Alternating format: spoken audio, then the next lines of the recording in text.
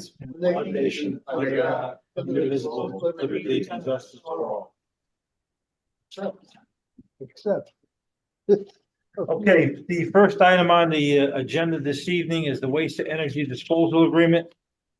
We have to add number 6. Roll, you have to the, No, we can't add Special it. meeting. Special You meeting. don't have to add. Oh, it's on already, You okay. revised the Yep. agenda. Item number 1, waste to energy disposal agreement. Move to approve the agreement by and between the city of Shelton and Wheelabrator Bridgeport LP for services to dispose of acceptable waste. Further, authorize Mayor Mark Aldermen to sign any and all documents to effectuate the agreement, subject to final negotiations and approval of the mayor and corporation council. second, Motion is made, seconded. Is there any discussion? The only point that I would make on this is that the only change in this agreement is the dates and the amount of the, we pay per ton. And you can see that it's gone up significantly. You know, when there's only one player in town, you're held hostage to the system and they can do it because they can. And that's what the land of steady habits is famous for, creating monopolies. And it does not benefit the consumer. That exists in many, many categories. The 5-year agreement, $84 a ton. Is there a minimum number of tons? it's gonna go up, No. No. but it can go up to 4% of the CPI. It's not 84 for the 5 years. Right. Okay. Any other questions? All those in favor? Aye. Are there any opposed? Motion carries. Item number 2 is the G&H paving invoice payment. Move to appropriate an amount of $22,402 for payment of invoice to G&H Paving LLC for the new sidewalk project for Sanford Drive to the start of Campbell Place along Long Hill Avenue, with funding to come from Aldermen bonding pursuant to section 7.16 of the city charter. Second. Motion is made in second. Is there any discussion? I presume this was bid. Well, we bid sidewalk replacement every year. So there's a list of contractors that are on that we can use. Okay. Same thing with road paving. Like right now, we're doing East Village Road. That was done by a unit price bid. Right. They did a nice job. This is That's one copy. yeah, this is a reconstruction of a complete reconstruction of an existing city sidewalk, and anybody that lives up that way knows how much those sidewalks get used, and that is our responsibility. It's not the homeowner's responsibility. And Dennis Souza said thank you. That was the question. You did, huh? I wanted you to get that in writing next time, John. All those in favor? Aye. Are there any opposed? Motion carries. Item number 3 is the Civitas Networks, the citywide broadband agreement. Go ahead. Move to approve the agreement by and between the City of Shelton and Civitas Networks for the installation, operation, and maintenance of a citywide broadband communications network. Further, authorize Mayor Mark Aldermen to sign any and all documents to effectuate the agreement, subject to final negotiations and approval of the mayor and corporation council. So second, Motion is made and seconded. Discussion. So I've asked the Civitas people to come tonight. They were here. You may recall several months back, and I think that as a refresher, I'd like to have them come and just give a short presentation of all the basics of what this broadband system will do for us. And not at our expense either. Good afternoon, Luke Angelis, Chief Revenue Officer, Civitas. Look, I think that you, can he stay there or does he? Oh, I can just throw mics over Okay. there if they're all going to speak. That red button. Again, Luke Angelis, is on. okay. Third time, Luke Angelis, Chief Revenue Officer, Civitas. And John Collins, COO, Civitas. Luke, right, Luke. Next time, Luke, bring your own mic. Let's bring it closer. Okay, so we made some copies of some of the key points of the internet network. And if you want me to go through them verbatim, we can discuss any questions, or are there any questions right now? If I may. Go ahead. Yeah. Anthony. Thank you. My question is, how many of these units will be in the city and where will they be? Do you have an idea at this point in time? Yeah, so there's a network plan that we have to run through to cover the whole city, but we've done a rough calculation to see what that would be. Part of the actual exercise of installing would require a design stage, which we would carry out. And that would identify where the key areas are for population centres, for instance, where the existing fibre is running, where existing resource, where existing land is, and so on, and compile that all together and come out with a detailed plan as to where everything would go to suit where the population is based.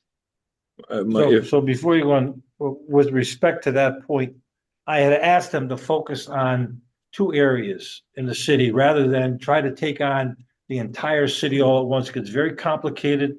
It's hard to understand, you know, especially the remote areas of the city. So if we have success in the downtown area and in the Bridgeport Avenue area, where our corporations would be well served by having this broadband, I think that in itself would generate an awful lot of success, and then we would move into the outlying areas.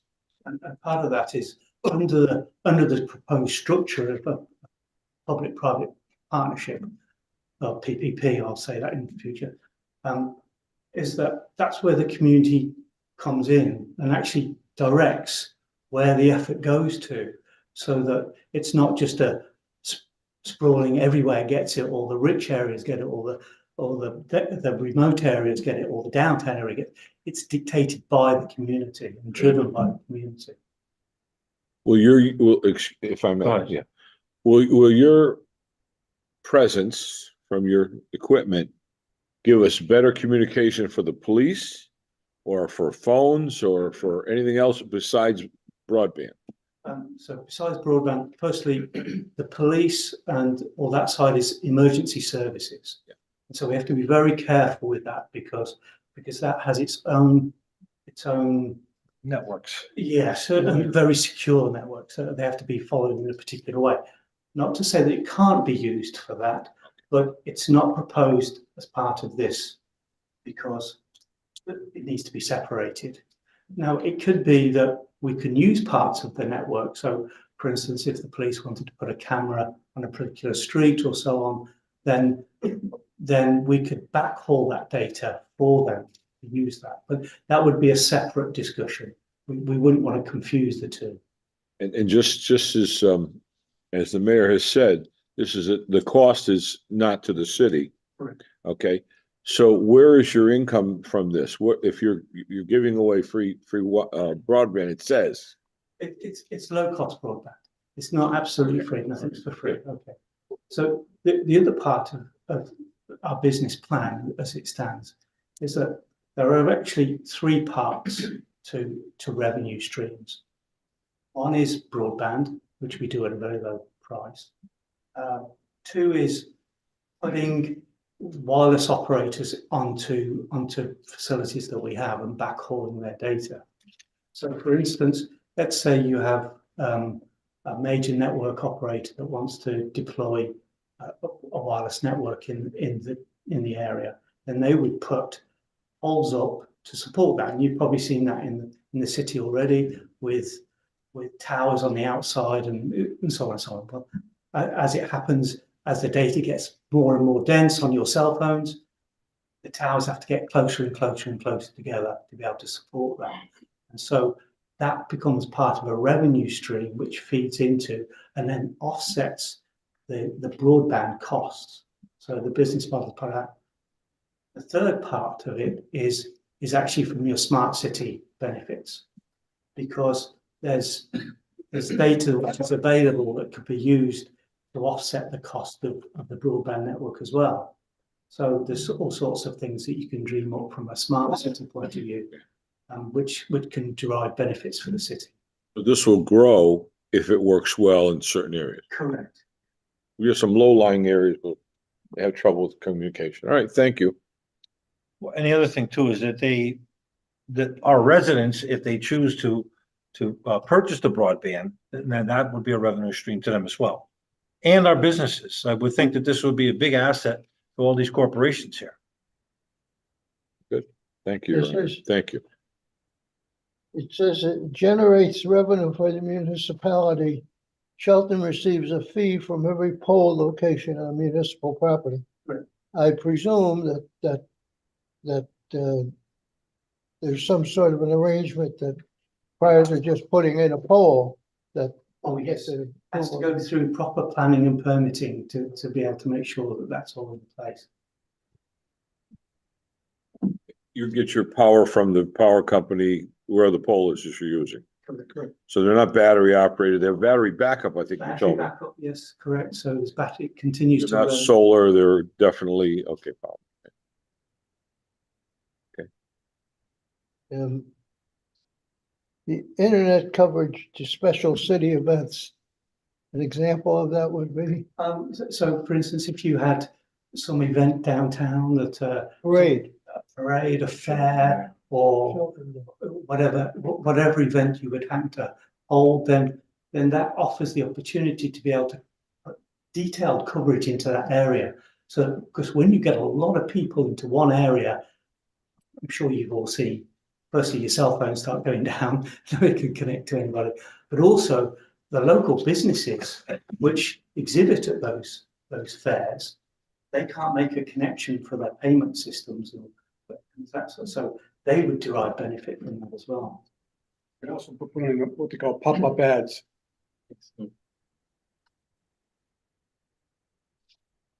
What other cities around here do you have your services? We're engaged with several, they're not actually deployed yet. This is quite a new business model because it does leverage, as I say, revenues from the mobile network operators, be able to subsidize the broadband supplier into the city. You might be aware that there's a big push by the state of Connecticut now to do broadband installation. They've put several $1 million into it statewide. But it's limited. It only goes so far. Some of your competitors, who are some of your competitors? So you could consider the fiber companies as competitors to Civitas. But as we try to explain, there's benefits from what our business model looks like because firstly, it's linked to the community and driven by the community for the community. So it's centered on solving things like digital divide. It's not geared directly towards just making pure profit. It's there to serve the community. So in that way, it's actually linked into you rather than a large company coming in and doing something similar. So price point comparison to other, is that fair enough to say, price point compared to some of the other vendors that are out there that offer the same? Yes, it's lower in most cases, but also we don't get into this teaser pricing, which I'm sure everyone's experienced, where you get a 3-month intro and then after that it jumps up. No, that's not what we're doing. We're trying to keep it stable. There's tiered pricing, which is also input from yourselves in terms of what that pricing would be. It has to cover the operational costs, of course. Yeah. It can't be strictly for free, but you could, as a community, you can direct pricing to suit what the needs are within your community. So if you had some low-income families that you needed to bridge that digital divide, then it's obvious that you could say, let's subsidize that area. Let's give that benefit to them and bring them up out of that negative area. The broadband is also going to service all city facilities. We have obviously a city website. would that be affected by this or would? No, not at all. So it could run completely separately. There are some other benefits you could see from the smart city aspect, but we're not really trying to play on the smart city side. But for instance, you could have a dashboard where you could see what the bridge temperatures are, so you could send plows out to one place rather than to another, for instance. Or also, you can dream up all sorts of things for smart cities, but you could have a very simple dashboard which you could, and all the community could see it as well. All the residents could log in and see what the bridge temperatures are, or whatever you would like to have on that. That's up to you. All right. Anybody else? Anything else we should know? I would imagine most of it's covered on that fact sheet that we It's discussed. gone. We could walk down the fact sheet. I don't want to read it. Okay, well, thank you then. Thank you. Okay, if there's no other questions, then all those in favor? Aye. Are there any opposed? Motion carries. Item number 4 is the waiver of bid emergency pump replacement for Bridgeport Avenue Pump Station. Move for the finance director to waive the bidding process for the replacement of pump at 504 Bridgeport Avenue Pump Station. Second. Motion is made and seconded. Any discussion? Pretty basic. These are things that, when they go down, they can be very problematic if if they're not tended to really quick.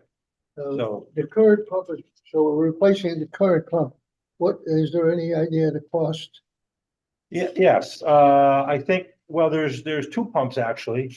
There's the backup pump that they're replacing. So I think that the total cost is just under 60,000. The money's coming from, It's coming from the sinking fund, WPCA. So there's no appropriation required. All those in favor? Aye. Aye. Are there any opposed? Motion carries. Item number 5 is funding for the design services and management for the downtown Shelton ADA improvements. move to appropriate an amount of 67,000 for design services and management for downtown Shelton ADA improvements, with funding to come from automatic bonding pursuant to section 7.16 of the city charter. Further, authorize Mayor Mark Ready to execute any and all documents necessary to effectuate same. Second. Motion is made and seconded. Discussion. I would suggest that the 2 downtown aldermen, Ben and Eric, be personally involved with this along with Kelly, because I know that there was some discussion about some streetscape and some lighting in downtown. And if, you're going to tear up a portion of it, there may be an opportunity to start to feed for that, for something in the future. I'm just thinking out loud now, but that's what my senses tell me. This is American with Disabilities Act, right? Because these are all on intersections and that's where the power is. So if it's gotta be extended, up a sidewalk, you wanna get it off the pole and at least in the ground so you can make that pitch up the sidewalk. John, you had a question? Yeah, I was just wondering if this has anything to do with that intersection with Long Hill Avenue and Constitution, that we're going to put one signalization and crosswalk and the ADA compliance on both sides. John, Kelly, do you know that? no, it's separate. It is just like the downtown area, have the exact parameters. It's basically look the multi, like that kind of area in there. Yeah, all the curb cuts. John, they're getting more bids on that other project. Okay. Yeah. They were too high. Yeah, I talked to someone about it. Yeah, I did too. Okay, any other questions? All those in favor? Aye. Are there any opposed? Motion carries. So that's a $500,000 grant we got from the state? Yeah.